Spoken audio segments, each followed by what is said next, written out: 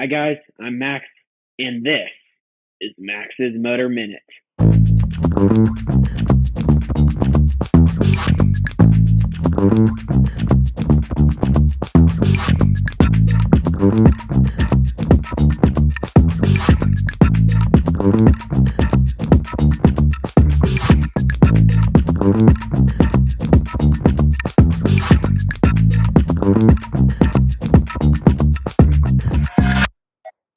What's your favorite show in the whole world?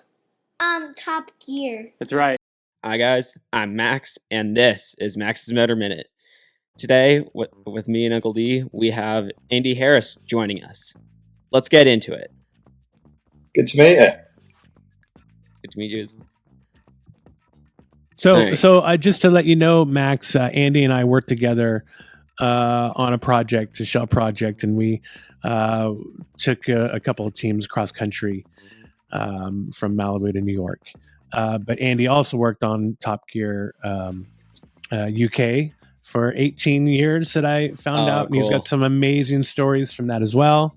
One that he showed me a photo of. I should just show you a picture of it because it was...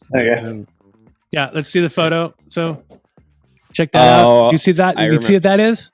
I remember watching that episode, the Veyron SS versus the Jet. Me and my dad have watched that episode a couple times. Really? Yeah. It's amazing. One of the most iconic moments ever seen. I mean, to see a Veyron come and award you is cool. To see a fighter come and award you is cool. But to see them both come and award you is like, wow. This is, you don't see this every day. Yeah, that was what me and my dad watched a good amount of. We watched a good amount of the American Top Gear, but the British Top Gear is one that me and my dad really got into. Yeah, that's cool. Yeah, I really enjoyed that show. So that was Andy was telling me that was one of his favorite shoots, Top Gear shoots ever. Oh, that's cool. Yeah, I can understand why. Yeah. There's like, every time I go back on YouTube and watch it every now and again, and it's just like, this is pretty. There's that one bit where the Jet gets to the mile marker, turns around, banks, and comes back down again. It's just fighter planes and cars. Two cool things. Yeah, can't go wrong. Yeah, it's incredible. Well, what do you got for us, Max? You got? I heard you have a few questions you wanted to ask Andy. Andy, what was your favorite car-related project that you had the opportunity to work on? So that would be, without a doubt, Gran Turismo movie. It's like every day, the team are doing 180 miles an hour every day. We've got racetracks to ourselves. We've got all these cars. We've got the backing of Sony to put in whatever measures we need to make it safe. And it's like, even on our, so when we were filming in Germany at the Nürburgring, even on our day off, all the crew, we all go and hire track cars and just do laps of the Nürburgring. Of course. So it's just like, and it was all the car people all together, just, loving it with a lot of money's worth of race cars. Yeah, it sounds incredible. Yeah, even so, my safety car was a 700 horsepower Nissan GTR that was converted to rear-wheel drive. So it wasn't even four-wheel drive, it was just rear-wheel drive, which just made it the most unsafe safety car you've ever known. But it's kind of it's not a bad way to make a living playing stuff like that. Yeah, 700 horsepower in a safety car, that is crazy. Yeah. To the rear wheels. Yeah, it's pretty cool. Word on the street is you'd better check out Max's Motor Minute. And not just because I'm Max's Nana. So, what was your favorite car you worked with or did stuff on film? That's a good question. I think we've been quite lucky over the years to work with like some amazing cars and amazing stuff. We did the Rush, the original Rush, the F1 movie Rush. What? Years ago. Yeah, you did? Yeah. What? I was track safety coordinator on that. Man, so I need to read up on your credits more often now, Andy. Jeez, I feel bad. And that was cool because everyone got into Formula One.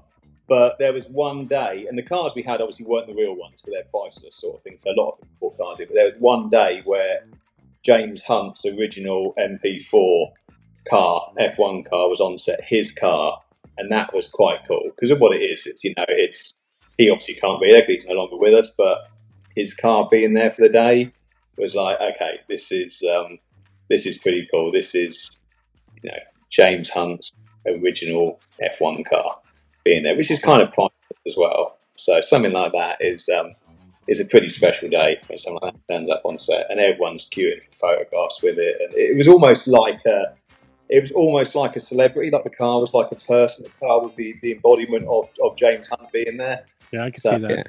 Yeah, something like that is pretty cool. Pretty cool. Yeah, it's incredible. So, what was your favorite part about working on car-related films? I think I'm lucky that I mean cars are my passion, and getting paid to work with cars and with cool stuff is it's like a dream come true. I get to work with some amazing cars, get to work on motorsport events. I get to work with drivers that have got access to these cars. Even things like doing Gymkhana Grid, for example, with when Ken Block would bring his cars along. And these are these iconic cars you see on YouTube and stuff, and they're actually there in front of you. It's all pretty cool, but it's just where I'm lucky that I've just focused on doing safety for automotive projects, so I get to work with the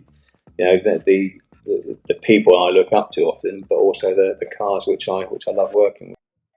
I have a follow-up question, Max, if you don't mind. How did you find your way into this?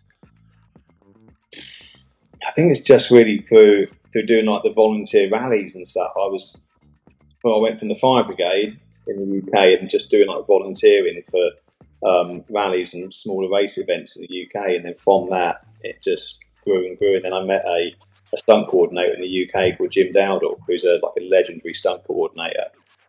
He was a stormtrooper years ago. Oh, nice. Yeah, can say that, a stormtrooper. But Jim just sort of like introduced me to a lot of people, and then that enabled me to grow the niche I've got, where I'm my Instagram name, the car film and safety guy, kind of sums up what I do. No one else does what I do, so I'm lucky that I can combine my job with my interest in cars, and because I know about them as well. I build race cars on my time off. I drive cars. I love it. So it's quite unique. Max, why don't you ask him about his building race cars? It's pretty interesting. Yeah, what did you do with that? Because I don't know much about that stuff. So yeah, so when I used to compete in Tarmac Rally, and I used to build my own Tarmac Rally cars, and then more recently, one of my kids is 16 now, and there's a junior rallycross series we can enter in the UK. So he's entered the Junior Rallycross Championships in the UK. So we bought a car which was racing a couple of years before. We bought that. We spent all Christmas last year rebuilding it, and now he's done 4 rounds of the championship this year. It's quite cool being, and I'd love to do it. I want to do it. That's the thing. But yeah, he's kind of taking it. I can understand why. Yeah, but it's quite cool seeing your little boy, when you're strapping them in, and all the other teams that we're up against, they're all proper teams of mechanics and people, and whereas this is just me and him. It's just the two of us, and it's me that's strapping him in. We've got our own little routine. Give him the fist bump, he goes out onto the track and competes with however many other cars are on the grid at 16, which it makes him the coolest kid in school as well, because he's like a racing driver. So yeah, I'm getting to build his car. We like Kevlar and carbon fibre. We taught ourselves through YouTube how to make Kevlar and carbon fibre panels and stuff for the car. So we're just it's quite nice doing it on a budget and learning how to build race car parts and stuff like that as well. Loving it. Sorry, Max, I'm going to jump in again. Do you print those as well, or? Nah, so what we want to start doing is the vac forming. Make the molds and do the vac forming. At the moment, we're doing the carbon layering, so we will get a thinner body panel and then the carbon or Kevlar layering over the top, or we'll fibre it, and then the final, the strengthening bits, double reinforcement Kevlar. So, like his rear lights, for example, they were just like plastic rear light covers, but we found you can get red carbon fibre. So we bought red carbon fibre sheets and made like red rear carbon fibre lights and stuff. So, and it's all just through YouTube, just watching videos on YouTube on how to do it all. lots of hours in the garage, stinking the house out with various resins and flammable fluids and shit. But it's cool, just making your own car, race car stuff. We're not nowhere near the quality of proper race car stuff, but it's kind of, from a distance, it looks all right. Yeah. That's cool. Wow. Andy, were there any cars you were particularly nervous or excited about having to work with on Top Gear? So when we were doing the show, normal, road-going cars are fairly easy to work with, but then some cars need a bit of extra safety support in place. So when, for example, if an F1 car is going to do the track, there's a lot more things we have to have in place for how we would get someone out of a car like that. And then more recent time, hybrid vehicles with the battery systems on them has totally made us have to rethink how we deal with it. So if you've just got a normal car, there'll be a normal system in place. But whereas when you've got hybrid vehicles on the track, you've then got something about electric shocks and high voltage and lithium-ion battery systems and fine with that. So that's where we've had to kind of rethink how we do stuff and work with obviously different cars, because there's a different risk, totally different risk to them. Years ago, it was just supercars were a bigger risk because they're made of fiberglass and Kevlar. If there's a fire in them, you generally can't get to where the fire is, because a lot of them don't even have a bonnet. You can lift up the engine; it's like hidden within the back, sort of thing. So we have to think of ways, if there was an incident, we could have to deal with those. But now there's this other risk, which is obviously lithium-ion batteries, which the world is now becoming aware of, and it's making things a little bit more planning in place. Another question based on that, now that you're having to deal with like electric cars with this stuff, is it harder to work with these electric cars than the regular gas powered, or easier? I think it's, from the safety side of it, it's harder because it's a new thing which the world isn't ready. You think 100 years ago, people were probably on horse and cart, and people are like, we've got this stuff called petrol, and when we compress it and put a lighter to it, it makes fire. We're going to put it inside an engine. People probably were going with horse and cart. They're probably going to do what? And you think the amount of cars which kind of 100 years ago which caught fire and went wrong and stuff. So we learned from it. And now 100 years later, we're sort of like learning it again with like Tesla and all these cars which have now got different battery systems on, and like hydrogen cars as well. So I think there's going to be a lot of learning over the years ahead on the safety around these sorts of cars and transportation. It's going to, it's going to change things, definitely. Gotcha. Thank you. Yeah, it makes sense. It's interesting.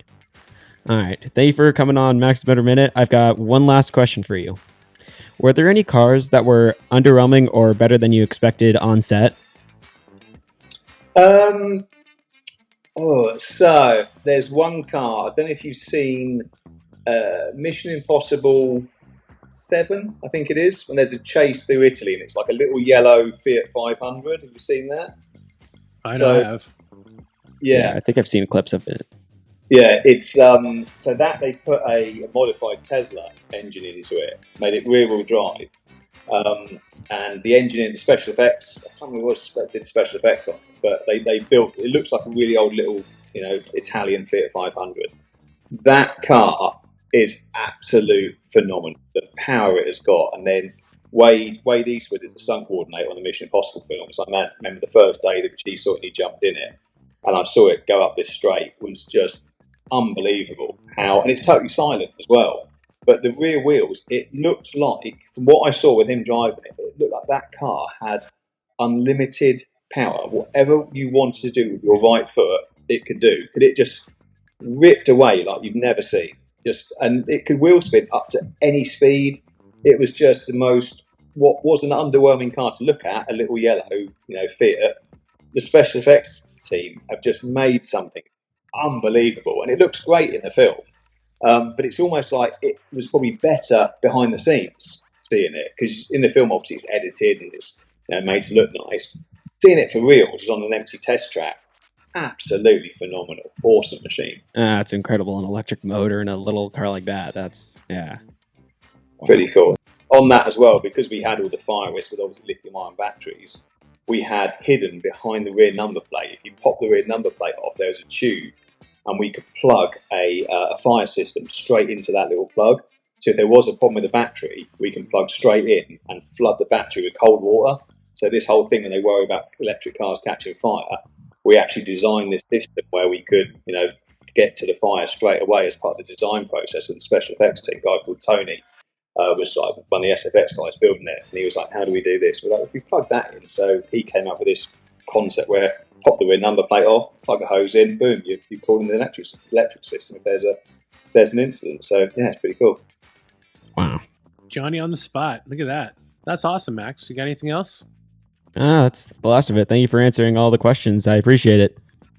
No worries. Thank you. Right on. Well, hey, thanks for coming on Max's Motor Minute, Andy, and coming on everything. We really appreciate your time. And don't forget to tune in for the next episode of Max's Motor Minute on where, Max? On the Go for Donny YouTube channel. That's right. High five. Thanks, Andy. Love it. All right. Yeah. Later, guys.